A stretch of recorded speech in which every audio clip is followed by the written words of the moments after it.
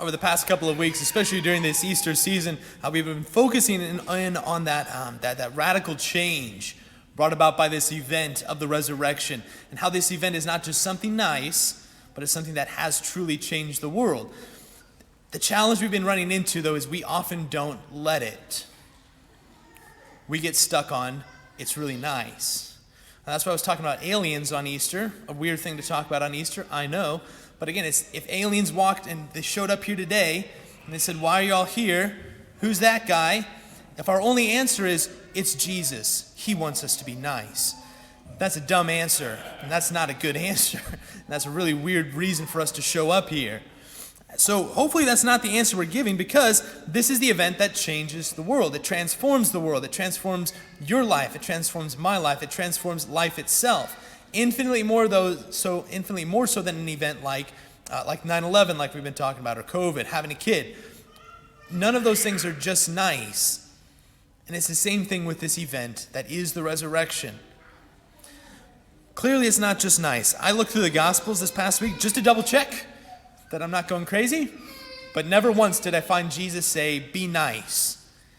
He said things like, love one another, which is very different than be nice. We're going to talk about that a different day. But Jesus never just said, be nice. He said crazy things, and one of the things I found him saying often was, follow me. And behind that follow me was always another sort of saying, such as, go sell everything that you have and give it to the poor. Then come follow me. Or leave your nets behind, leave your livelihood behind, leave your family behind, and then follow me. So in other words, Jesus is always asking us to take a pretty radical step, to make a pretty big shift, to give him everything in our life, to place him at the very center. And that's what people began to do, literally, day one, Pentecost Day. People began to do that. We just finished that in our first reading today, right? Peter gives that very famous homily on Pentecost morning, and thousands are baptized that day, thousands. And then right after the reading today, we go into this very famous passage we've been talking about of Acts 2:42. And we're told, what does that look like? What does it concretely look like for this event to change us? In Acts 2:42, we found four very essential parts of the early Christians, the early Catholics, their DNA, essentially. And what was it? They dedicated themselves to the communal life, dedicated themselves to the breaking of the bread, dedicated themselves to the prayers, dedicated themselves to the teaching of the apostles. That was their DNA. And so if that was their DNA, okay, they were a little closer to the event than any one of us. If that's what they found as essential to their life together, we should take that pretty seriously. We shouldn't just say, well, that must have been nice for them. Let's try something else. We should say, maybe we should focus on the essential parts of this DNA before we try to make up other stuff on our own. So that's why last week we talked about one of those things, right? Breaking of the bread, code word in the Bible for the Eucharist, the Sunday Mass. We had that very famous reading of the disciples on the road to Emmaus, and we saw the road to Emmaus is a very rough outline, a sketch of what it is that we do each and every Sunday. It's this Mass. It's very essential. Today I want to focus on another one of those parts of the DNA, which is how the people, they dedicated themselves to the teaching of the apostles. Today, the fourth Sunday, as I mentioned, the fourth Sunday of Easter is always known as Good Shepherd Sunday. We always hear about sheep and shepherds on the fourth Sunday of Easter. Jesus himself is obviously the Good Shepherd, but Jesus gives us shepherds. Jesus continues to give us shepherds. In Scripture, we call them the apostles. Nowadays, we call them the bishops, the successors of the apostles. So today, Good Shepherd Sunday, I think it's very fitting to talk about why these earliest Christians, the earliest Catholics, dedicated themselves to the teaching of the apostles. Why was it so important for them? Why did they think that was so essential to their life? And if it's essential for them, maybe it might be essential for us too. One of the things that I mean when I'm talking about this kind of dedication, the fun example would be our dedication to our cell phones and to social media. Now, insight real quick, when you're the young, hip, cool priest, one of the things that happens is your bosses always say, you're young and hip and cool, you need to hang out with the high schoolers. So it's like a backhanded compliment when you think about it. It's like, you're so cool, go hang out with high school kids. And it's like, dang it. So I spent a lot of my life hanging out with high school kids. And one of the things that very much struck me, as it does a lot of us, I think, is how much time high schoolers spend with their phones. And I looked it up real quick. The current stat is a high schooler, a teenager, will spend 7 hours and 22 minutes on average looking at their phone each and every day. It's a ludicrous amount of time, but it's what they do. And as I've spent so much time with high schoolers, one of the things that I noticed was their parents aren't much better. Adults are not much, they're a little better. I looked up the stat, it's a little better, but it's not much better. We spend a lot of time looking at this thing we call our phone, social media, videos, TV, playing video games, all of it.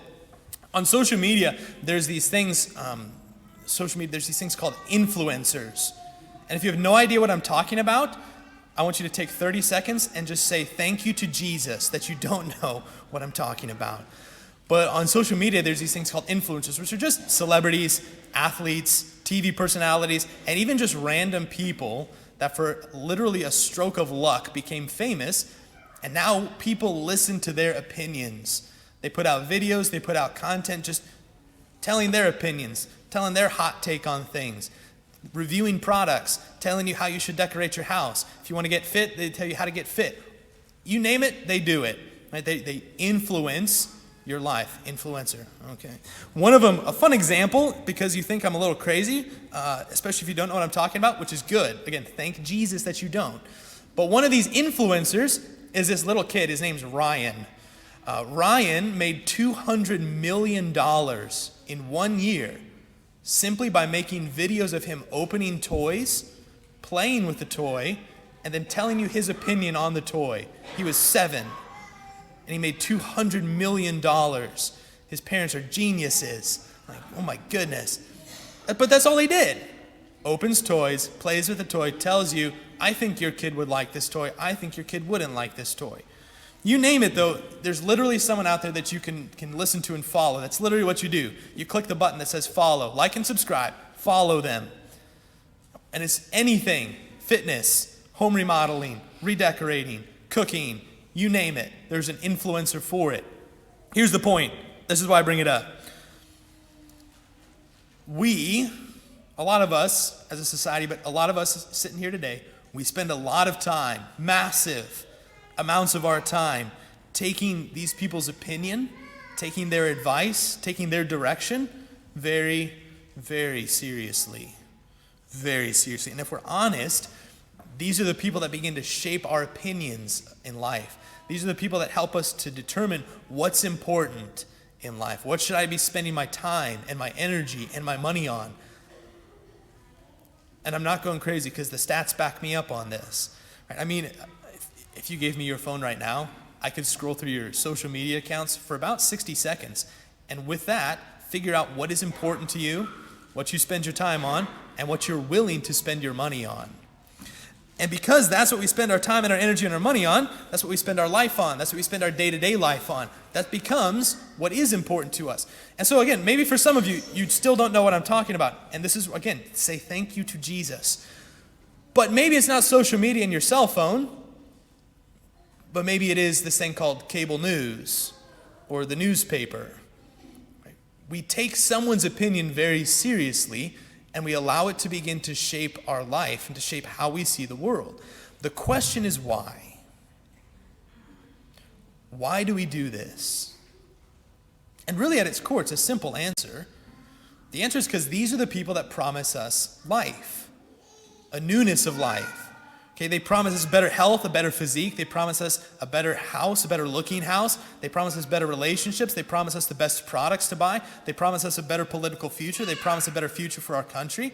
We listen to them because they're promising us life, a better life, a newness of life. So we follow them wherever they lead us.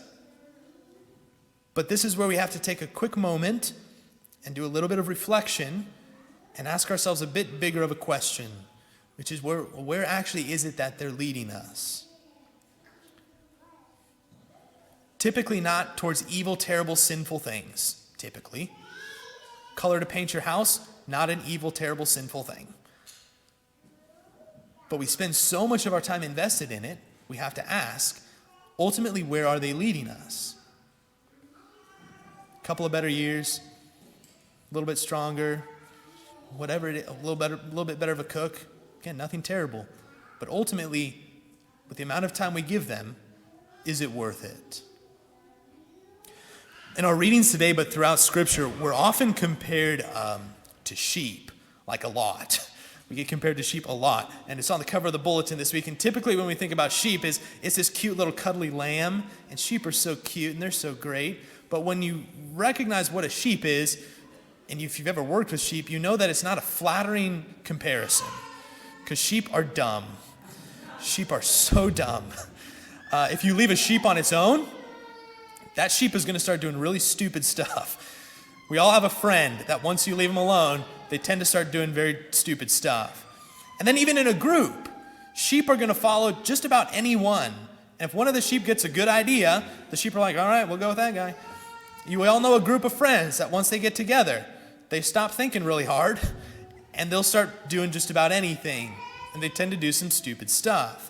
St. Peter, in our second reading, he uses this, and he's not trying to insult us. He's just trying to point this out to us. He says, like sheep, you have gone astray. It's what sheep do. Without a shepherd, sheep tend to start doing stupid stuff. And that's why Scripture always points out. It calls us sheep, and then it points out what sheep need is a shepherd. But not just a shepherd, a good shepherd. And sheep will follow just about anyone.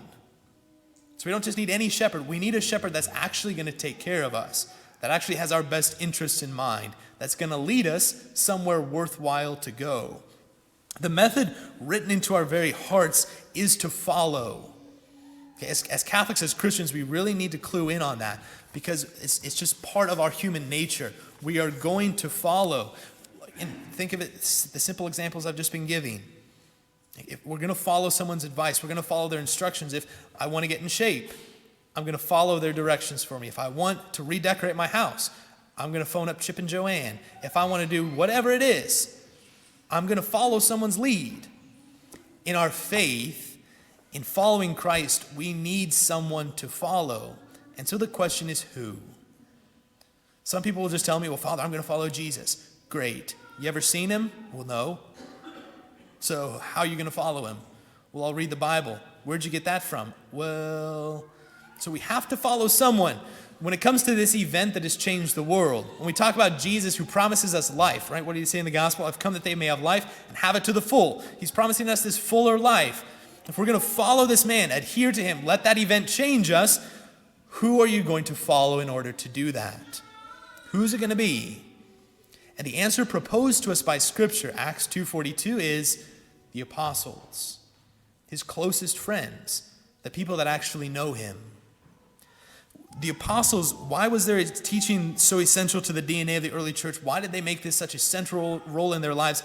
It's because these are the people given to us by Jesus himself to lead us and to guide us. The teaching of the apostles, it still exists to this day. They handed down their authority. We call them the bishops. The apostles, they handed down their teachings to us. We call it the tradition. The apostles handed down their ability to teach authoritatively on the matters of the faith. We call it the magisterium. The apostles handed down even some of their writings to us. We call it the New Testament. So even sometimes without thinking about it, we forget. The reason that any of this exists is because in a certain sense we have dedicated ourselves to the teaching of the apostles. But the question is, are we still really doing that today or not? Are we still truly dedicating ourselves to their teachings? Because when we don't, we just start to make things up. And when we don't really dedicate ourselves to their teachings, we start getting the version of Catholicism and Christianity that says, well, just be nice. Just read a Bible and be nice. And that's not it. It's just really not what it is. The early church, they dedicated themselves to the teaching of the apostles because they knew if we want this life that Jesus promises to us, we need to listen to these people. We need to follow them. We have to follow them. So the question for us to reflect on today is, well, what if we actually dedicated ourselves to the teaching of the apostles? What if instead of spending massive amounts of our time and our energy focusing on people that, again, not leading us towards evil and sinful things, but leading us toward things that don't ultimately matter? What if we dedicated ourselves to the teaching of the men that can? What if we dedicated ourselves to the teaching of these people that know Christ the best? When I want to get in shape, I don't listen to Fat Albert. I don't listen to whoever it is. I listen to people that know what they're talking about. If we want to follow Christ, we need to listen to people that know what they're talking about. And that's the apostles. Another way to think about it is, what if we stopped picking and choosing which teachings of the apostles that we like and which teachings that we don't like? We call them cafeteria Catholics. I don't know if you've ever heard that term. What if we stopped saying, I agree with the church on this, but I don't really like this, so I'm just not going to worry about it. What if we said, these people know Jesus a lot better than I do. They've followed him a lot closer than I have. Maybe I should give their teaching a little bit of weight before I just go with my own opinion. This would truly be a way that allows this event to change us. Again, the challenge we face is letting the event of Christ's resurrection change us. And following the apostles' teaching is one way to do that. If we're going to follow someone, because we're going to, it's our human nature, we are going to follow someone. What if we made a more conscious decision to say, I'm going to follow the teaching of these apostles because they lead me towards life, this life promised to me by Christ himself.